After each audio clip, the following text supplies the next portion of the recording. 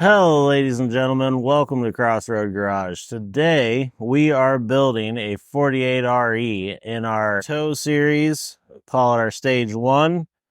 We've got all the internal parts right here. We're using the GPZ Raybestos clutch packs throughout, and our forwards, our overdrive assembly back here.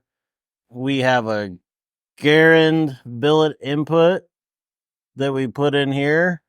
Kept everything stock in the planetaries. We're going to get our D&P stage one billet converter with a stock stall. Throw the PPE deep pan on there. And the fun part of this whole build is the Transgo 48RE HD2 shift kit that we went through the valve body, and really the key to the whole build here. Firm up those shifts.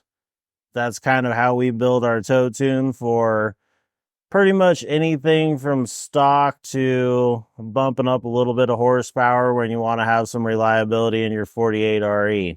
We can build bigger than this, but this seems to be a favorite for everybody. It's pretty general use transmission that's reliable and affordable to build.